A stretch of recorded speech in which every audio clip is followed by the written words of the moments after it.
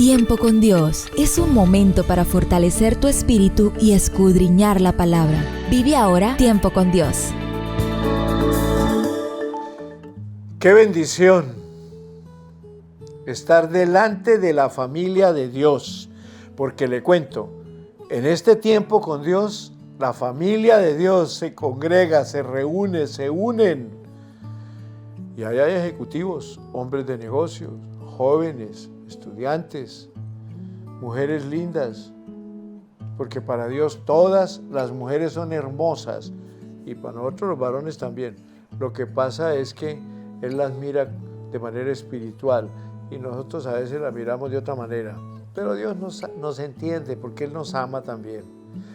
Familia, les saludo en el nombre del Padre, del Hijo y del Espíritu Santo y entramos en Tiempo con Dios preguntando quién es más importante.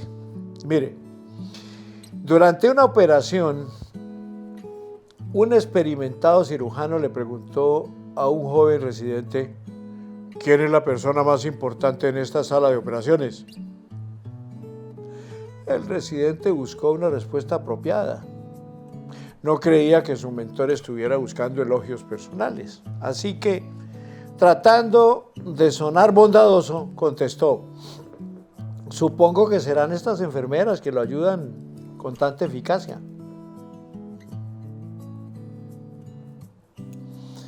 El cirujano meneó la cabeza y dijo, no. La persona más importante en esta habitación es el paciente.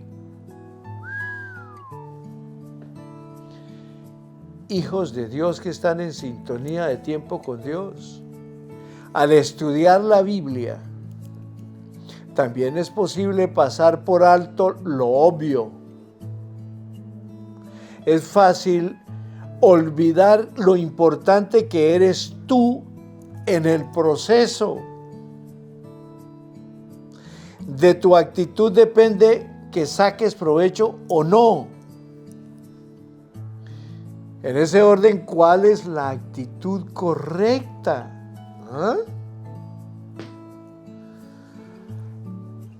De estudiar la Biblia. ¿Cuál es la actitud correcta de estudiar la Biblia? Primero, lee la Biblia, teniendo en mente tu propia necesidad, no solo para enseñarle sus verdades a otra persona. Ojo con esta parte.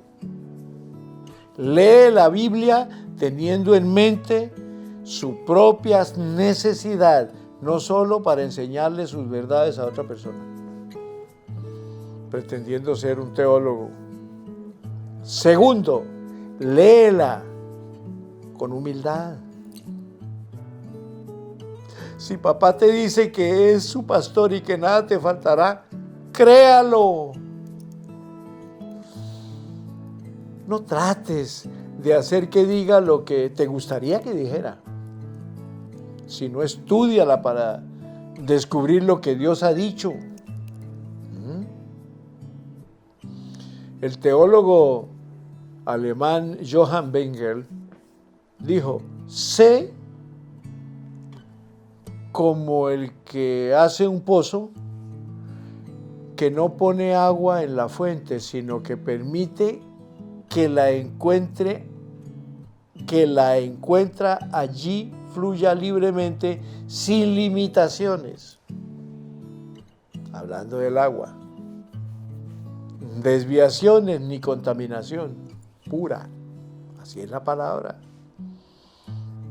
Los que actúan de esta manera crecerán como árboles plantados junto a corrientes de las aguas.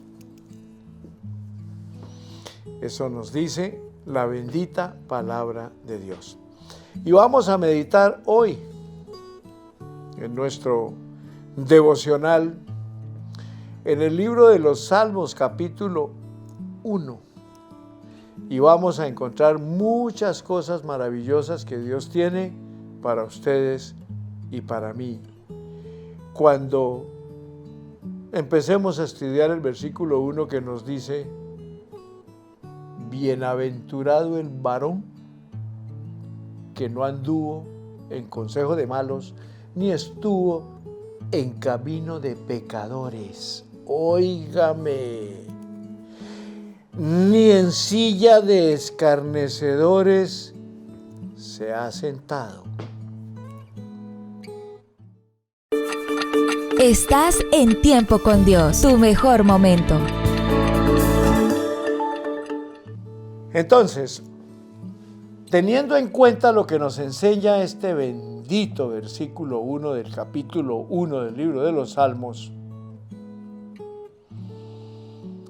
entendamos cosas muy buenas. Bienaventurado el varón.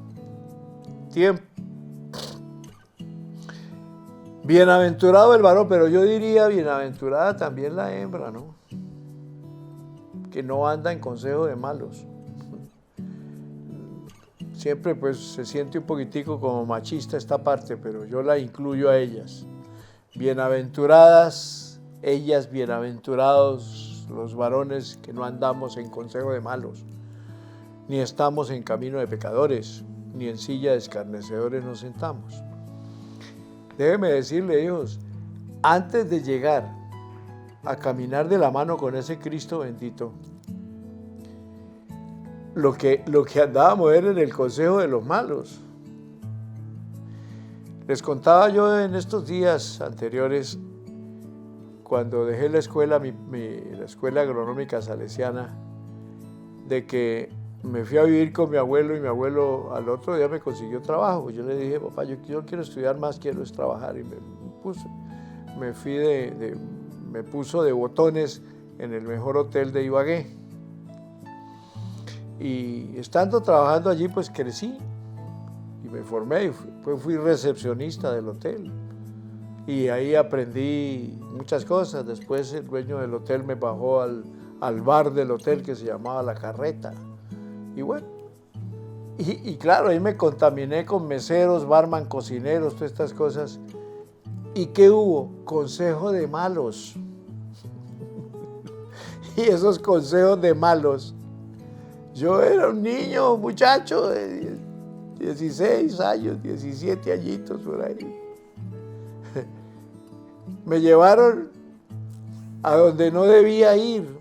Ay, pero cómo me sentí de bien cuando me llevaron los meseros y los cocineros allá, que por cierto le dijeron: llevemos al chino allá donde saber. ¿Cómo le parece? Cuánta porquería aprendí yo a través de esos consejos de malos y por andar en camino de pecadores. Pero sabe que yo le doy gracias a Dios que en medio de todo, con todo respeto, Padre, por lo que voy a decir, me permitió vivir ese mundo hostil para que conociera, para que hoy en día, a través de mi conocimiento teológico y desde luego por mi vida, tenga la autoridad para ayudar a jóvenes, para ayudar a jovencitas, para ayudar a caballeros, para ayudar a damas, para ayudar a parejas, para ayudar a tanta gente que ha estado en consejo de malos y que lamentablemente no le han puesto atención a lo fundamental, que es la bendita palabra de Dios. Yo no sabía de Biblia, entonces que a mí me pareció fácil eso. Yo no sabía nada de fornicación, yo no sabía de pecado, todo lo contrario, me sentí demasiado feliz en medio de mujeres que me veían seguramente muy bonito, muy lindo el chino, y bueno, no me preguntes más. ¿Eso qué es? Por causa del consejo de malos. Por falta, y bien dice la palabra en Joel, mi pueblo perece porque le falta conocimiento. Y resulta que el salmista nos dice: bienaventurado el varón que no anduvo en consejo de malos, porque los malos corrompen, los consejos de malos dañan y los lleva por el camino de pecadores. Y además puedes terminar sentado en una silla de mucha valor, entre comillas, pero lleno de escarnio. Pero el Cristo de la gloria quiere llevarnos al camino correcto, el que veíamos el día de ayer, el camino de la S, de la santificación. Por lo tanto, vamos a ser bienaventurados. Vamos a ser bienaventuradas, mujeres lindas que están en sintonía de tiempo con Dios. Porque el consejo de la dama o el consejo del varón malo destruye, roba y mata, que es el propósito del ladrón. Bueno, continuemos con el versículo 2.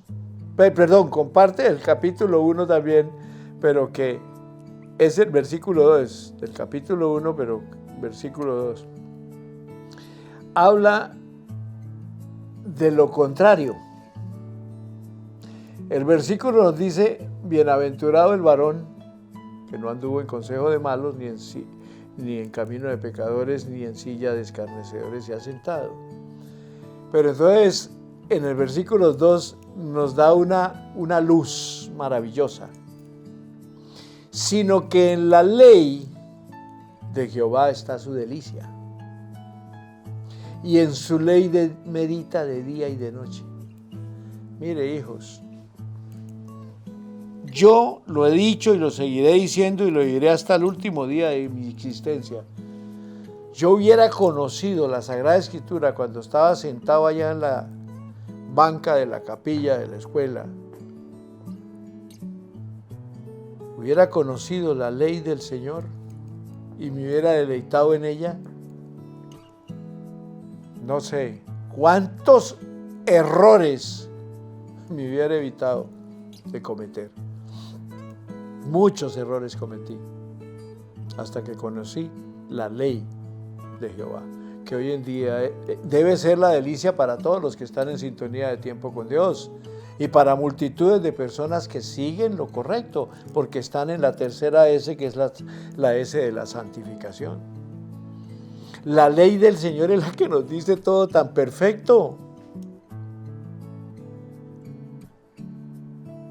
Yo soy tu pastor, dice el Señor, y nada te faltará. No temas porque yo estoy contigo, no desmayes porque yo soy tu Dios que te esfuerzo. Y así es, no tememos, andamos seguros. En la mañana vemos la bondad de mi Señor a través de su misericordia dándonos la vida y lo entendemos. Y antes, a las 4 o 5 de la mañana, cuando aclaraba dónde estábamos. Yo, ustedes no. Si ustedes tuvieron, bueno, están viviendo están sintiendo lo que yo viví y están recordando lo que ustedes vivieron. Lo anterior, por el consejo de malos, era una valentía amanecer en la desgracia. Hoy en día amanecemos de la mano con papá y lo único que decimos es: gracias, papito Dios, por su misericordia que me da la dicha de tener un nuevo día con una nueva esperanza y con una oportunidad para adorarte, Padre. Gracias porque pude descansar en una cama seguro, con mi esposa que la amo, en un hogar, y me estoy levantando para orar y luego irme a mi lugar de trabajo, porque con ese trabajo traigo el pan para mi familia. Oiga, qué lindo eso. ¿Y a dónde aprendimos eso? En la ley de Jehová, que debe ser nuestra delicia y sobre todo que debemos meditar en ella de día y de noche. Ahí es donde está el secreto de conocer ese bendito manual. Vuelvo a repetir, ¿cuántos errores hubiera dejado yo de cometer si hubiera conocido la ley del Señor cuando tenía la edad pequeña, pero yo la conocí a los 35 años, gracias a mi amada que está en la presencia de Dios. Entonces, hijos, el consejo de malos lleva a la inmundicia, a la muerte segura. La ley de Jehová, meditándola de día y de noche, nos lleva a nosotros a un disfrute de verdad de la vida. Ustedes supieran cuánto disfruto yo comiéndome un pan de yuca. Me lo gozo, me parece exquisito. Bueno, ¿cuántos están saboreando allá? O comiéndose una empanada, un pastel, lo deleito. Antes me lo comía porque tenía hambre. Mire, así es lo mismo con la ley de Jehová. Leerla, meditándola, estudiándola, tomando apuntes, después viviendo eso que me enseñó papá hoy, porque eso es ponerlo en meditación de día y de noche, donde quiera que vamos. El Señor me habló esta mañana de esto, me habló esta mañana de eso. Eso es meditar la palabra de día y de noche. Estás en Tiempo con Dios, tu mejor momento.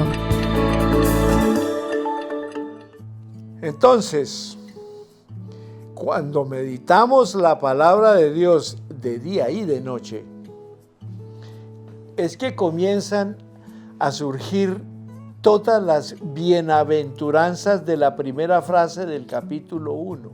¿Por qué? Porque la palabra dice, bienaventurado el que no anduvo en consejo de malos, sino que en la ley de Jehová está su delicia.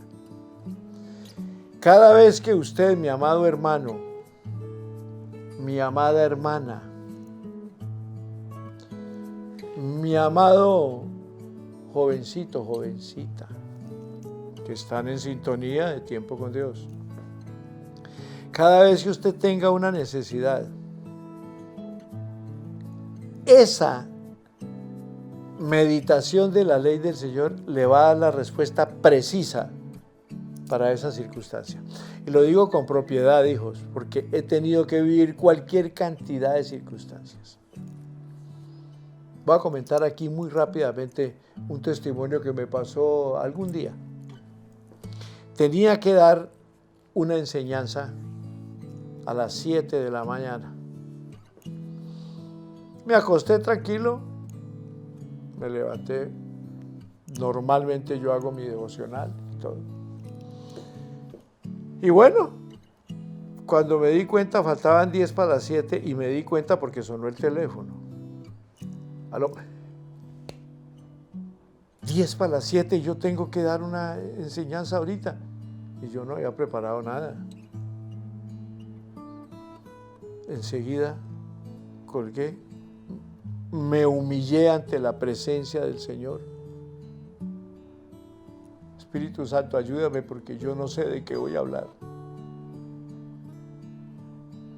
Y delante de ese Dios estoy, que me dio 4 citas bíblicas para que las tocara. La primera, me acuerdo perfectamente, tuvo que ver con el capítulo 1 del apóstol Santiago.